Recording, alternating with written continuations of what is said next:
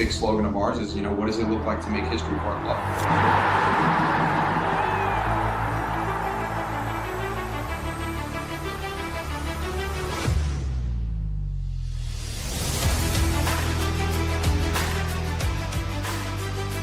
The belief is there to go and try and get these points and hopefully make a playoff run.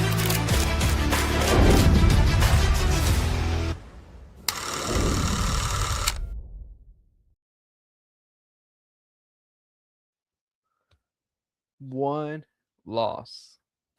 So after a great start from the Houston Dash, they have hit a bump in the road. Now the question is it a bump that's gonna last for the whole season, or is just a bump that we might forget when November comes in for the playoffs? So once again, welcome back to another edition for Origin Blueprints at the Bayou City Soccer Network. We're here. I'm your host, Manny Olivares, and I waiting on the sidelines to be unleashed is Diego. How you doing, my bro? Good, good. I'm sad about the loss. I feel like few things that can make this loss kind of feel a little better, but excited. You've got an upcoming gritty game coming up against Racing Louisville this week. We'll preview that. We'll talk Angel City. We'll talk some surprise call-ups, some expected call-ups, and every week is a good week when you've got Houston Dash soccer coming up. So there's not really many complaints on my end. Yeah. I think there's a lot of things to talk about. I think it was a lot of. I think this game. We'll talk about it real quick, but it was just a lot of potential and hopes, but it was a really good take back in the seat to see how things are going out. Well, Mm. there's a lot of things to look forward to. There's a lot of things to keep up for, but let's talk about before we get into let's talk about the game in hand. So Friday night at 9 p.m. for Houston time was when the Houston Dash faced Angel City FC. Mhm. It looked like, bro, if you saw the game, just the first half, you thought the Dash was gonna win Oh five yeah. zero, 5-0, 5-0, because it was the first shot was the shot that Avery put crossing into Mackenzie Robb, and who headed it back to a open Maggie Graham, and that was the first goal and for the 10 minutes. And after that first goal, it looked like the Dash on was pushing Angel City into their own box. They felt like they couldn't have a way out. They couldn't Mhm. find a way to get. Even though Angel City had some possession, some good threats, but the one that was knocking on the door was the Dash, and sadly they couldn't convert any other chances. There was one. I think the one that was skied over the crossbar. I couldn't remember. I think it was Linda or Mackenzie that was sky over the crossbar, and it was so many opportunities that was missed, and you thought, okay, if the game continued like that, the Dash have no problem taking this game away, but sadly, the second half started, and most importantly, just the first 5 minutes of the second half. The Dash were caught sleeping. The Dash, uh, I think wasn't there. I think they just thought it was a game set match, and you saw John Store uh, create that wonder goal, Mhm. and within the first 2 minutes, looked like when she was celebrating, she thought she broke her leg. That celebration I thought like that's what you get for celebrating, but no, she came back, and then the second goal was a, a cross in the box within 2 minutes, and it looked like a bad ricochet. It looked like almost an own goal, but Riley Turner came in the end to tap into second goal, and that was pretty much it. All the Angel City had to do was sit back, close shop, and that's all they did. Because Dash had a few opportunities in the second half, but not as clear chances like they did in the first half, which they kind of ruled to expect. But yeah, a 2-1 win for Angel City. I just want to get Diego your first thoughts of the result. Yeah, I think it's a rough game to really sit there and witness. I mean, it hurts if you're the Dash. You have the upper hand. You're away. You look so dominant in that first half, and to really slip it, um, and kind of lose this game, and really, what I would label is just really 2 minutes of mediocrity. Fabrice also labeled it as subpar, and I think labeling just those 2 minutes as really the isolating factor is kind of a pretty accurate statement. I felt like the team pretty made really good efforts after those two goals to really claw themselves back. Unfortunately, some of Avery Patterson's shots did not go in. The effort offensively kind of slowed down because of that defensive worry. But yeah, the first half was absolutely, honestly, what I would argue is clinical. It was amazing. The Maggie Ram goal was executed perfectly. Mackenzie Robbie, this is the type of veteran experience that you expected from her. And I think you look at this game as a tale of two halves, and you understand now the Dash have an opportunity to pick up their momentum, really get 3 points at home, and take this as a learning opportunity. I would argue this is all going to be determined on where they go from here. If they go and continue to skid and really look like a different team from the first 2 games of the season, then we're going to look back at this Angel City FC game and say, oh, it looks like the Dash are dashing. But if they pick up and get some valuable points against a weak Louisville team, then I think they're right back in that space and trying to be a better team than last year for sure. Yeah, I think so too. I think it's you hit a lot of good points about just how the overall result. How should we think into it?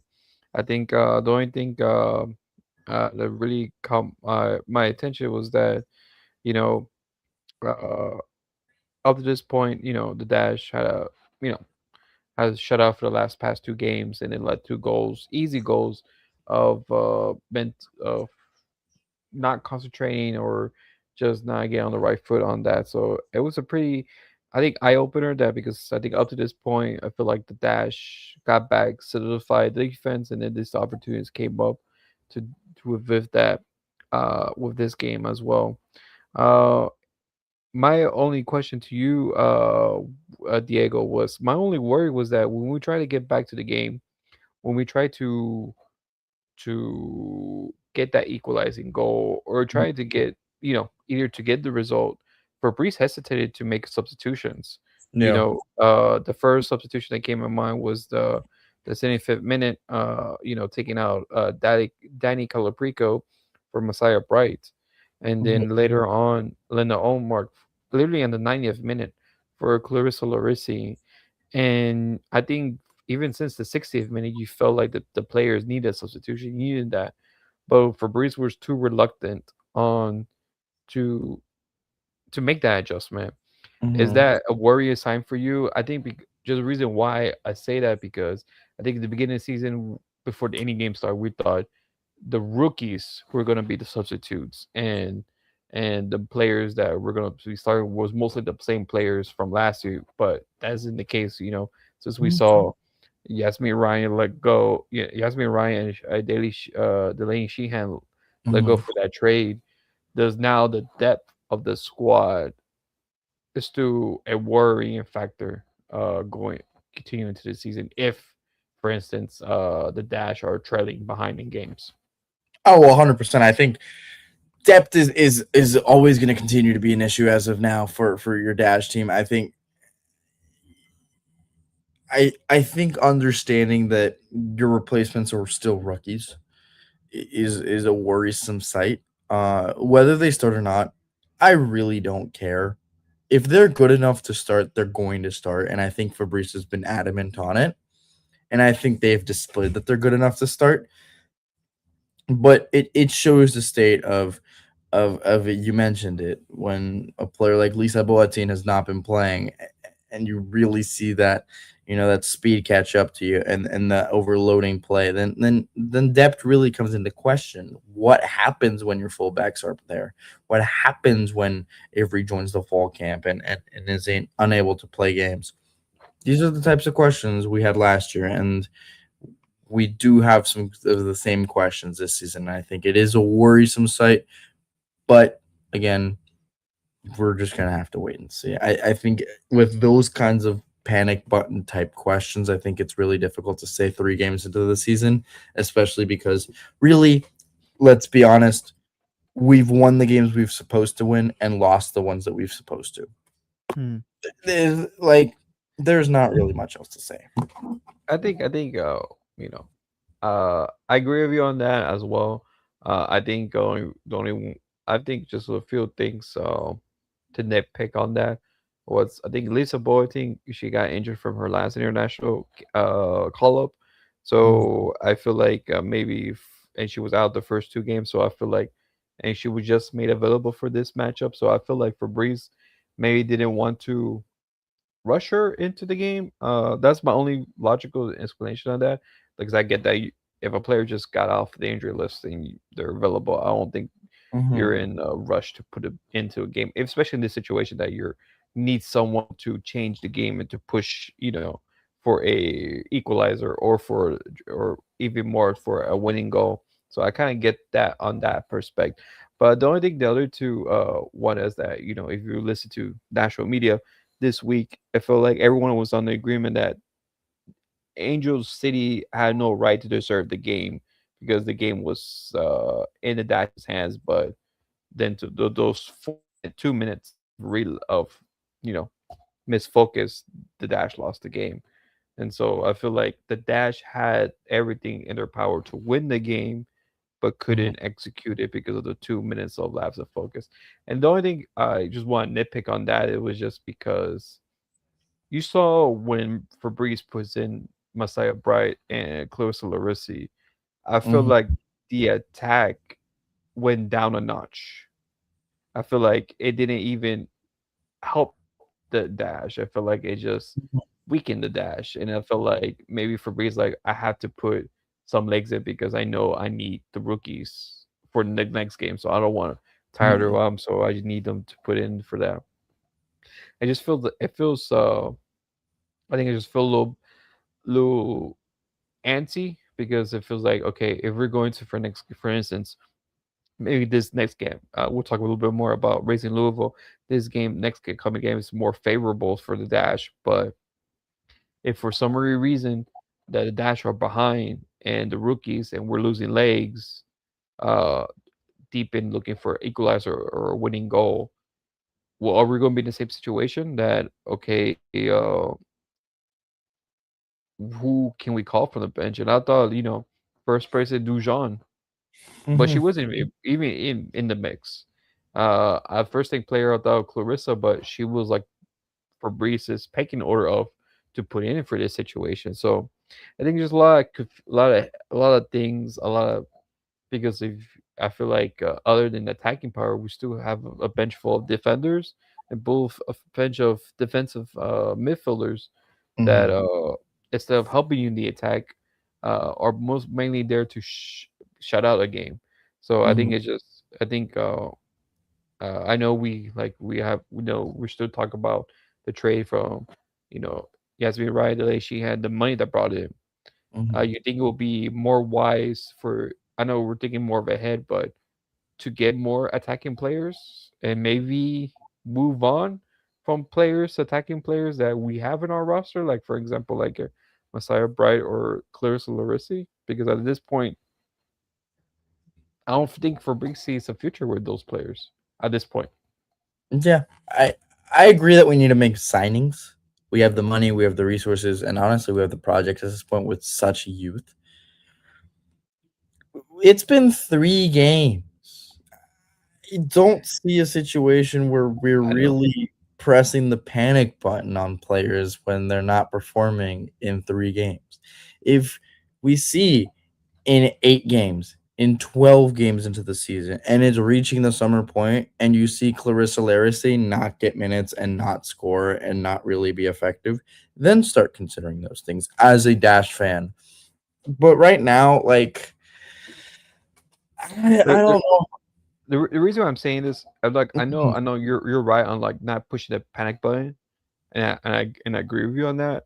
But this is the NWSL, as in we don't have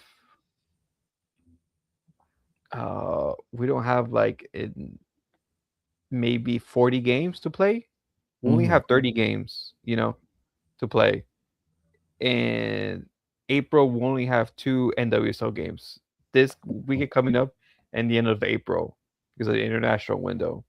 And then May we have a full schedule, and then mid-June we'll be on the summer break.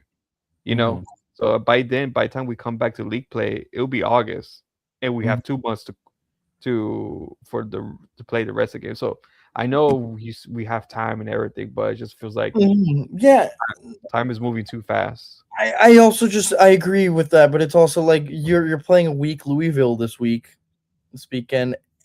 And look, I'm sorry. I just if I want to see convincing minutes, then this is the situation to do it. You're talking about facing two teams that are extremely difficult, both on the road, and then Mm, Boston. Like obviously Boston, Louisville, these are the games where you expect Fabrice to really put in a Messiah Bright, a Clarissa Larissy, and really get their confidence going.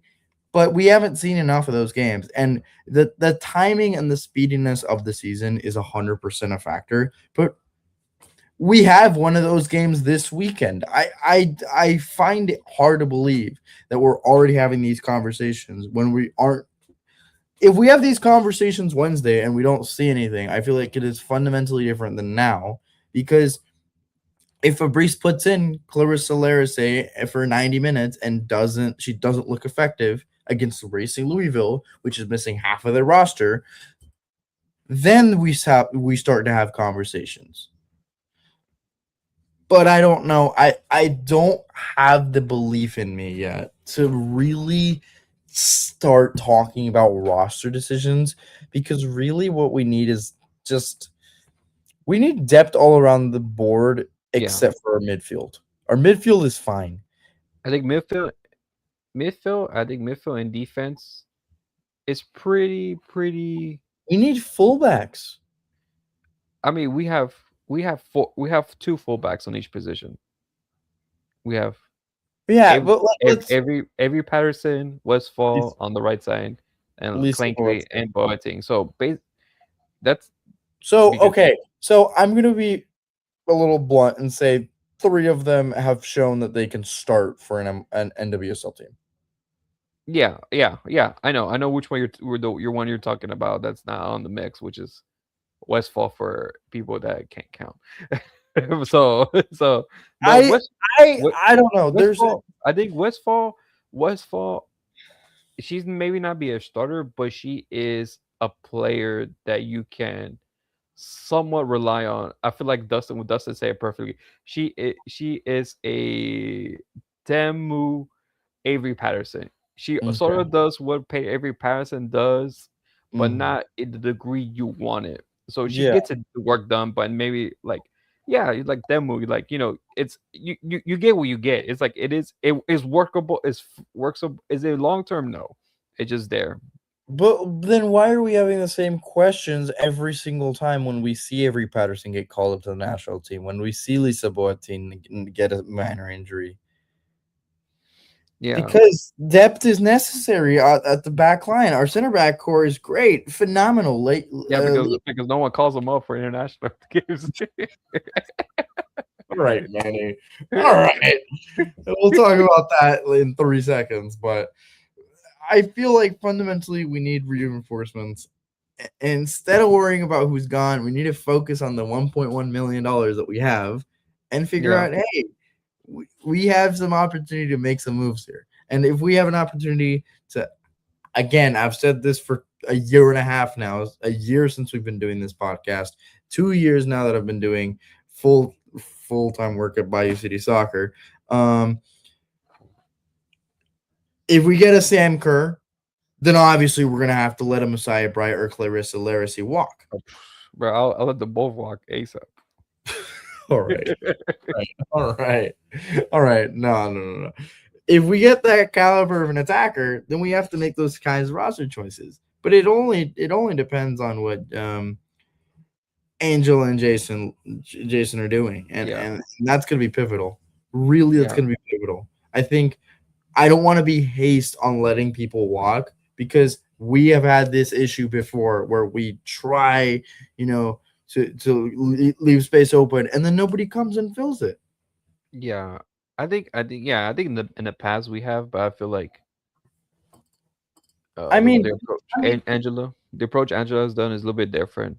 Yeah, it 100% is. But look at when we sold Diana Ordonez. Ordonez is in the same category as Clarissa Laracy right now, where she was brought in to score goals and be effective. And she was really looking like to be brought on as the designated number 9. And it just hasn't panned out. For Ordonez, it didn't pan out, flat out. And for Laracy, it hasn't clicked yet. But think of what happened when we let Ordonez walk. Who filled that role?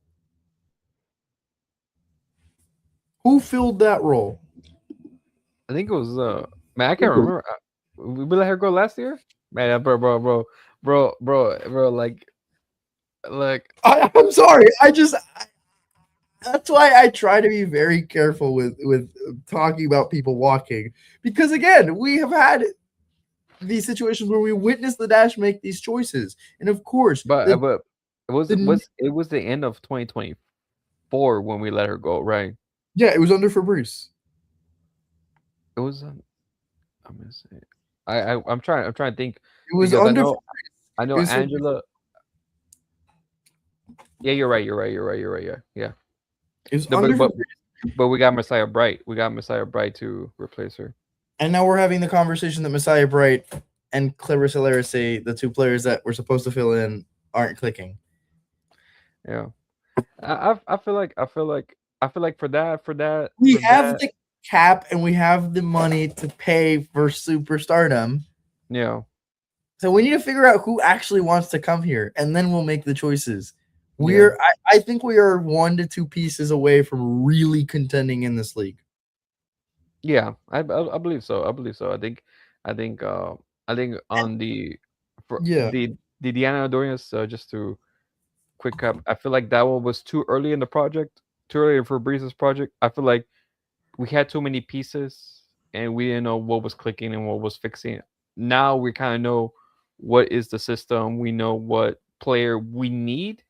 So I feel like the next acquisition in that forward line will be a better fit because just because now we understand we need this type of player. We need this player that can fit in the system. And I feel like more in the evidently the rookies that he picked clicked immediately. So I feel like the recruitment and everything are much better now. But that's like you said, we'll see how things go on that front. But no, I think just that. I think it's a good conversation to have about. I know it's too early. I think, but you see in that game, I think it just stares you in the face. You see that game, you need that goal, you need that equalizer, you need that, or even try to push to win the game. You kind of like you're like, who do I put on? So I think that's just a good conversation just to get that mind stirred. I know we'll talk about more about why that's not a conversation for next game, but it's just to see how that was just a glaring thing that's in your face. You can't just like, we should have brought more on this position, but that's gone and gone.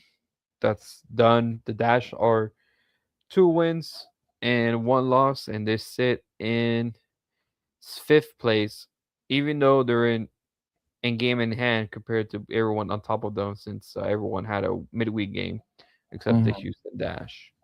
So, but before we go on the preview for the next game, there are some things that we need to bring everyone's attention to international window is here. International window is here, and a lot of players were called up for this coming international window, uh, for the dash side.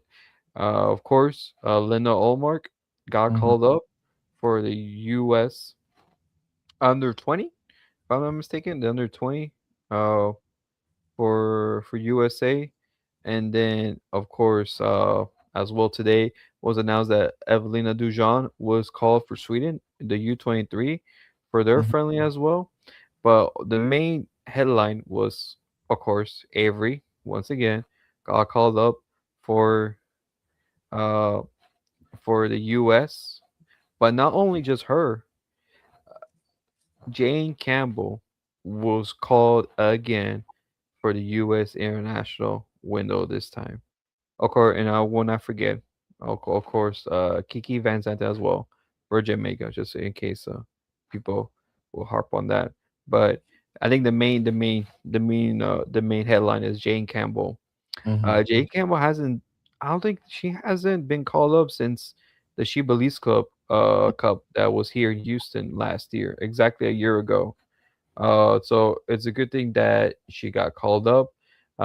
Starting after she was in the She Believes, of course, that when it became the whole debate of is she's not okay, well, not debate, but the whole drama, that she was dropped for Abby Smith because she Mhm. was not on the best performance, and took her a while until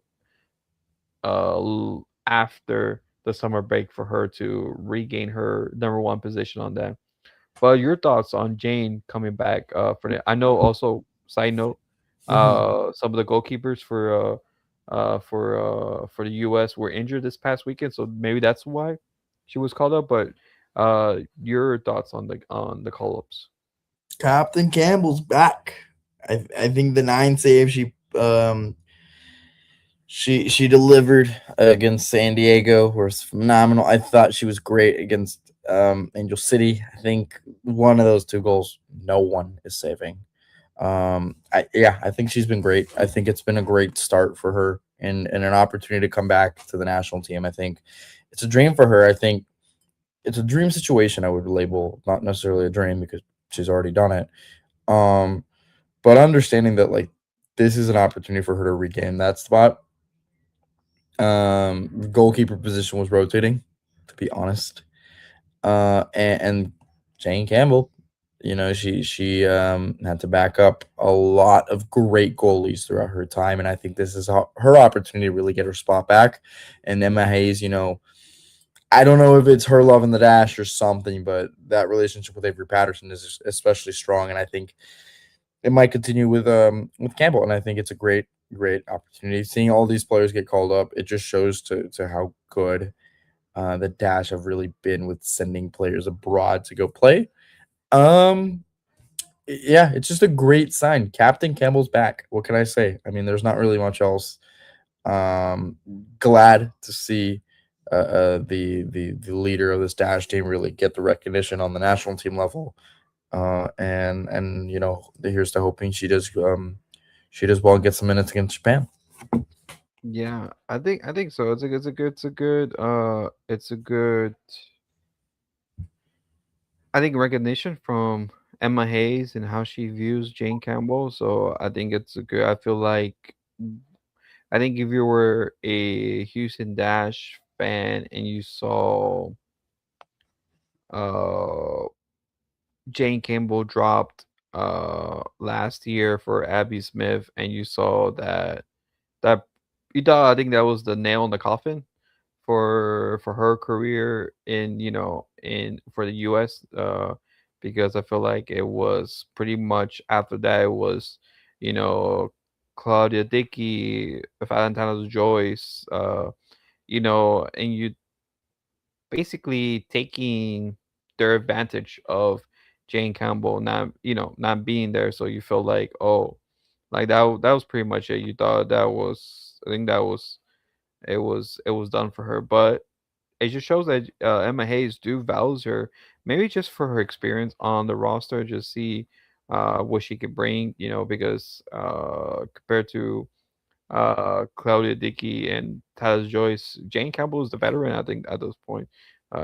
Emma Hayes brought a lot of youth into the squad, give a Mhm. lot of players their first cap, give a lot of players the opportunity to.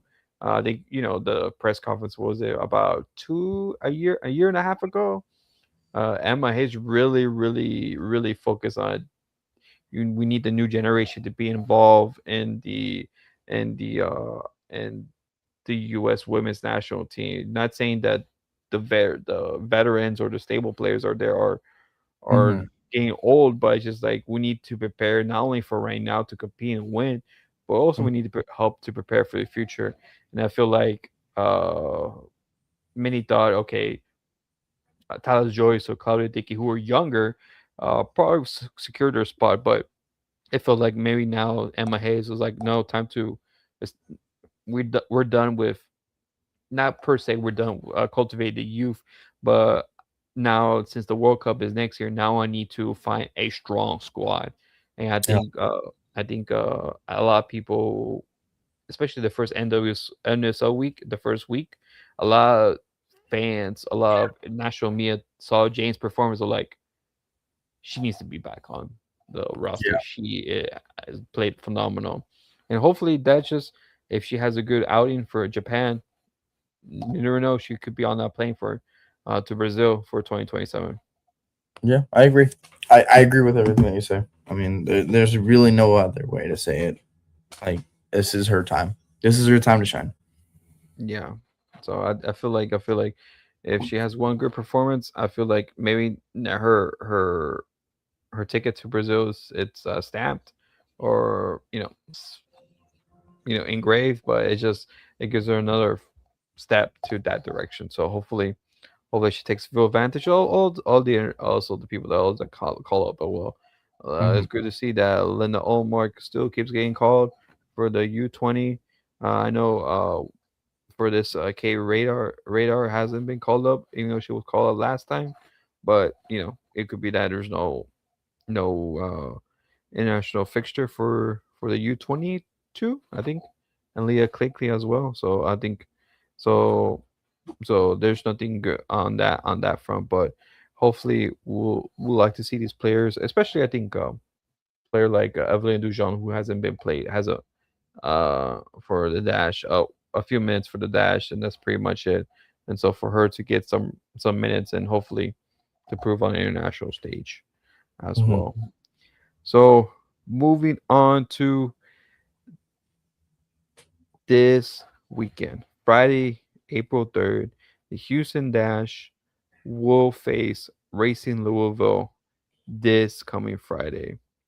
Uh, it is gonna be on paper the Dash's easiest match Mhm. of the season.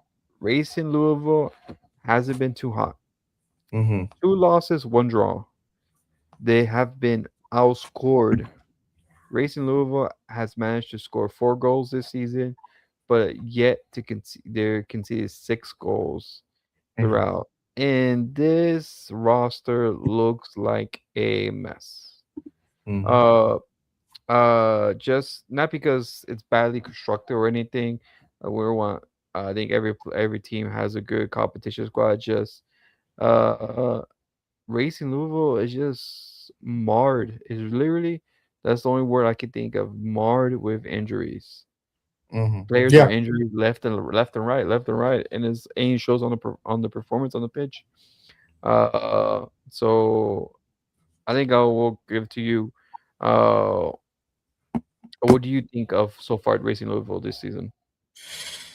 I mean, I think take the results with a grain of salt. They played Washington and they played North Carolina and they played what was their other game? They play Washington, they played Seattle, and they Seattle. played and Seattle. Courage the first match. Courage.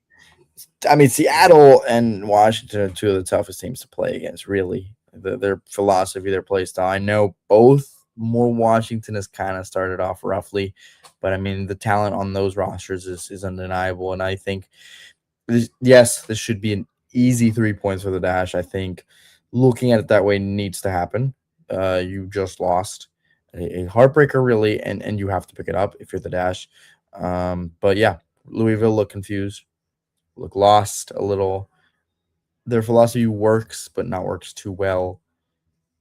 And it's just a huge confusing mess. And I think it should be something that the Dash should be able to pick apart. Yeah, and I think I feel like the only thing I could think of is just the injuries, and also the transfers.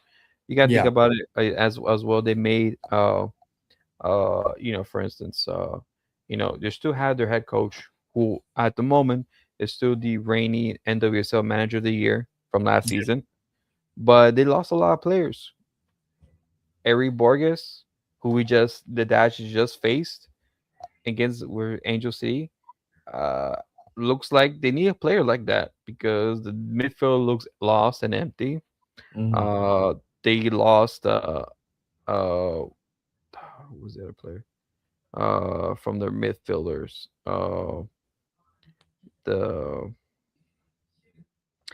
What's it called? They lost. I know for sure they lost a defender. Yeah. No, no. They lost a defender, and just not even just that. Their only star player that I could see that they're missing in midfield. Of course, everyone remembers Marissa De Grande. She's out for maternity leave in the midfielder. She's just missing. Stefan Mhm. DeMello at the moment is still in limbo with her condition. I know she had a another scary injury for her as well. So her ups and downs of her recovery and her game back into league play. She's still training, but she's so far it's still unknown when she's gonna make her debut. So the key player that you see will be Taylor Flint, who has been their defensive midfielder, center back, left back, right mid, that's been covering all the holes. But I think the only player you might want to look out for if you're Dash is Emma Sears. Yeah. Emma Sears is the heartbeat and the attack. Well, it is the attack Yeah. for this Louisville side. But I know last game she had a little injury that she was knocked off from, so we're probably going to see her this coming game. But She's if you're listed just as questionable. She's listed as questionable. for this game, Yes. I think that was last game. I think last game we should question for that. But I don't think they haven't released anything for this game That's unless what they. I was able to find, that she was questionable against Houston. Oh yeah, that's from last game. Yeah, from last matchup. Uh, but so we'll see how she comes from that. But I think just that pretty much is pretty much just all rookies. You got Sarah Weber as your main striker for them as well. You also got uh Kayla Fisher, who has been not really reliable for the for Racing Louisville, has Mhm. scored some goals but not very consistent as well. And you Mhm. still got Hayla Hayes that as well. So it's pretty everywhere that this Louisville is team is not very. I feel like was the Dash Mhm. 2 years ago. Like how where can you see a bright spot? And it was like just one or two players, and that's pretty much it. But they just given that just they can still score goals. But the problem is that they leak a lot of goals, which is come in the Dash's favor for that. So for that in mind, Diego, what do you see how this game's going to turn out for the Dash? What's your prediction? 2-0 Or Dash. 2-0 Dash just flat out? Yeah, flat out. I don't want to see anything else. I don't want to see anything different. I need this to be a convincing win if you're the Houston Dash. You gotten embarrassed in the span of 2 minutes. against the tough Angel City FC side. Every single player on that team knows that they could have come away with 3 points in that game, and they're gonna snatch those points from Louisville. That's how it should be. Yeah, I see a 3-1. I see a 3-1. Okay. Reason why Emma Sears, if she's there and available, she is gonna make attempts on goal. She's gonna make create something out of nothing. And so if you're the dash, I think you just have to pay a close or attention on the whereabouts of Emma Sears when she's on the field. I Mhm. think if you know where she's at, you know where she's going, and you know how to contain her, pretty much lock up the game for if you're the Houston Dash on that. So that's only my thing because even though they lead goals, but for despite all the injuries, despite all the roster, they still score goals. So Yeah. that's the only thing. That's a plus side for them, with all their roster and everything. But I know Diego has sat down with one of the team player people Yep. that covers Racing Louisville, so you probably hear that uh up soon. I don't think it has been coming out, but come out. Not. We most likely might come out tomorrow. So you will hear most of that Diego and get their perspective. If you think we're full of bull, I'm just they're full of bull. You'll probably hear what they're saying, and probably maybe confirm what we thought too. So we'll never know. We'll see But next week we got that coming up, and then also a fun little thing. I will be going to the game as well. I will be there. with his dog. Nope, not with my dog. Uh, he should not be allowed within 5 miles of a soccer field. I'll tell you that. Uh, but yeah, I'll be excited to talk to all y'all. If you see me at the Dash game, say hi. Let's talk some Dash, and let's hope to see a Dash win this weekend. If just put on the record, if Diego goes to the game and the Dashers lose, sorry Diego, you're just not allowed to come back. I'm not allowed to go to any more games. Nah, I'm just messing with him. Nah, Yeah. it's gonna be an interesting game. So hopefully, uh, it'll be an interesting game for the Dashers. Like, I Mhm. think this is the perfect game for, like you mentioned, to bounce back, to get another 3 points and see how it goes. And it looks like pretty much the Dash, so far at this point of the season, have a better record, have a better outlook to the season, and Mhm. have a better start as Fabrice wanted to, at the beginning of the season, with 3 wins. If with this game 3 wins and 1 loss, I Mhm. think he'll take that any day of the week. So we'll see if we're right or wrong next weekend. Next week, I know this will be the last game before, as we mentioned, international break. Then so it'll be a couple weeks, about 2 weeks after this game for the Dash to play again. So if take it all in this Friday. So hopefully, if you go out, please go in because it'll be 3 weeks until we see the Dash play again, for NWSL competition. So take them all in, take it all in. So thank you for once again for being here with us for another edition for the Orange and Blueprints. Thank you, for all.